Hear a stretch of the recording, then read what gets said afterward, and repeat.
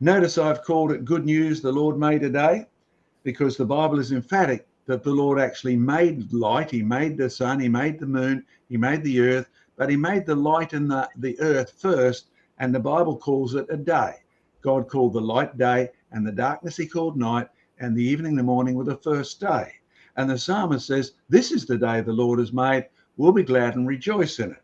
And regardless of when you put the calendar, the Sunday you celebrate is a reminder of the first day that was ever made. If you've never thought of it, the world was created on the first day of the week, on the Sunday or the Lord's Day. It's a good name to call it that because he invented it. Okay, going back to Castlemaine area, to the northwest of Victoria, look what has been given to our museum. You see that rock there with my hands? If it doesn't read anything to you, let's get you a little bit closer and turn it upright.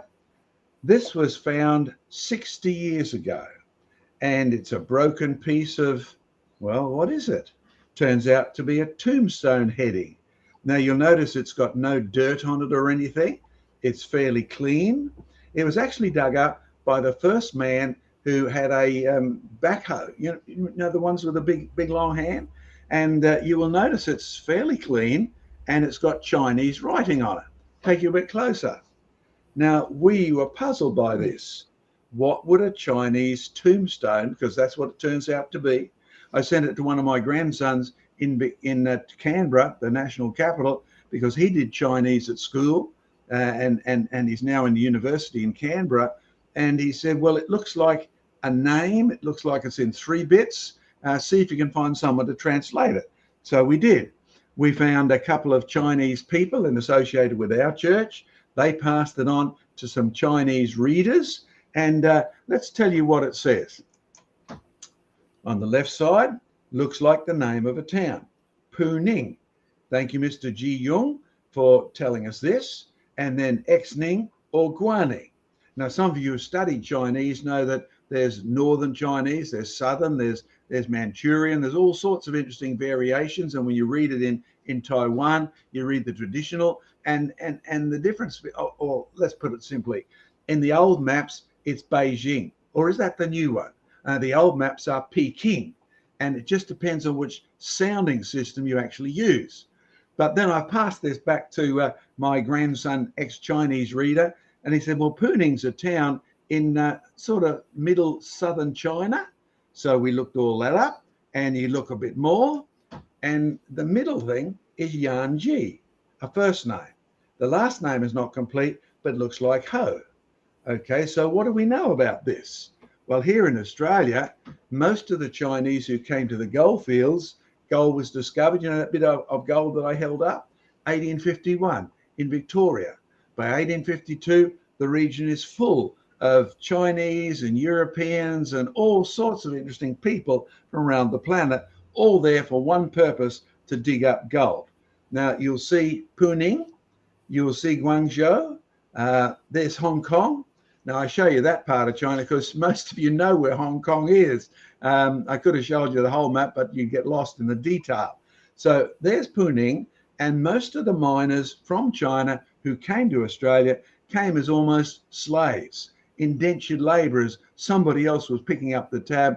They were coming here and getting a small cut out of anything they found. Of course, they didn't stay for a huge amount of time. And if you go to our cemeteries, you find there's even Chinese tombstones that are still there. Now, can you get a close up here and see the, well, there's another Chinese character there. Can you spot it? You can also see you've got a problem. This tombstone has remained above ground since 1852 at least. Why do I say that? In this cemetery, that's the oldest date I could find on any readable tombstone. You look up the fact that the Chinese came, you find they came from middle southern China. They were indentured. They had a pretty lousy turn from anyone who sent them or anyone who wanted them back, and they weren't necessarily treated well all by the Europeans. But they did come. They're a real factor of Aussie history, and their tombstones are still there. Do you notice something different between our tombstone and this one? They're covered not just with Chinese characters, but Chinese characters that are disappearing, and they're also covered with lichen and moss and algae. They're almost unreadable unless you do what I did and turn your camera inside out in every way, which to get the shadows in just the right place. Now, as Joseph will tell you later on, in archaeology in Europe and in England, one of the things you look for is how much lichen is covering the thing and what sort of lichen. Because when I was on the Isle of Wight investigating Roman occupation, there was one big tree there that you knew how old it was because the lichen was different than any lichen that grows in the rest of Europe, in the rest of England today. You can date it by the size and the type of the lichen. That's the combination there. You see those whitish little pustules that are growing all over the place. Now in this cemetery, the oldest tombstone was 1852, and the gold was found in 1851. Okay, now there is even a European tombstone in the same cemetery. There's our Chinese one. Now you'll notice, apart from the white bird dropping that happened while I was there, this tombstone is actually fairly clean of lichen. We know a little bit about its history. It was dug up 60 years ago. It was already broken. It wasn't in a graveyard. We're very grateful for the family that wanted to pass it on. But look, the man who dug this up actually owned the first backhoe in this town in Victoria. Can you see the scrape along the middle? Can you see, you know, how backhoes have tiny little teeth? Well, tiny compared to the machine, and they have a sharp point. You can see the scrape marks, and you can see the actual sharp points from the little teeth on the digger. But you can see the scrape mark is not covered with lichen. This has not been cleaned off. This is basically how it was dug up. Okay, now what's interesting? We know this man's name, Nellie the Oliver. We know where he comes from. We know that he came in about 160, 170 years ago at the most. And we're sad that, well, probably according to Chinese good luck superstition, he actually had his tombstone discarded before it was used. Why? Because you break a tombstone as you're making it, not good luck. You don't want to be buried with a broken tombstone. You're already in enough difficulties because you're dead. Actually, what this reminded of, and I used it in the Easter Convention down there is one person who has no tombstone, no grave marker, but his grave is empty and he is risen. And we were out in the countryside. Look, I mean, there's the main street of the town. That's not what you see in any ordinary town. I mean, lovely dogs. This is a farmer's vehicle. The police weren't worried. He's carting his dogs home, and they're probably on their way to round up, well, particularly sheep, given the collies that are there. Meanwhile, I was even further out in the country, and I was pretty pleased because this is the first time this group here has aimed at a visiting speaker with a visiting group of people, and we played all sorts of games. You'll see it's been fairly dry. Yep, wet all over the rest of Australia, but fairly dry and cool here, and probably going to get colder. Can you see the evidence? This beautiful flower is covered in bees. The ox tongue flowers. Look at that bright red colour. But look, the bees were going mad. And if you want a good weather indicator, the bees here are probably a good example. They were so frantic, they wouldn't even take any notice of me. They were frantic from sunlight to sunset, collecting nectar, collecting pollen, and probably a good indicator that winter is coming, and it may very well be a cold one. But the bees weren't the only things there. There was the organiser there on the left. There was a guy working at the mines on the right. There's me in the middle back, looking absolutely exhausted, because I was.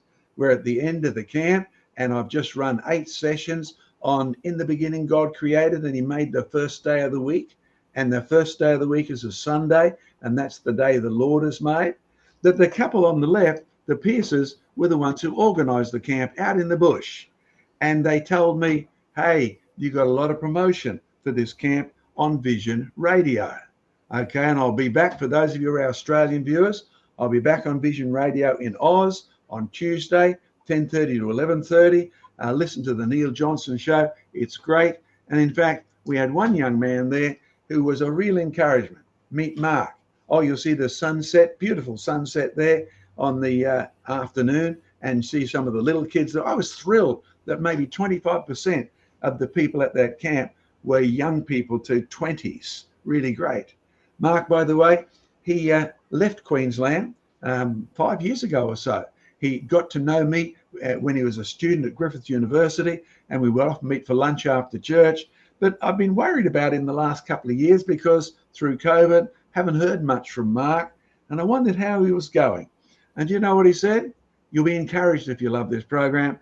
He said it was really Creation Conversations that boosted me up and kept me going. Comes from a little town in South Australia, and praise the Lord that even programs like Creation Conversations were a real encouragement for him to trust the Word of God from the beginning to the end and not get sidetracked in quibbling over which actual Sunday we use, but provided we do remember that on the first day of the week, the Lord rose from the dead, the light shone in the darkness, and we could rejoice in it.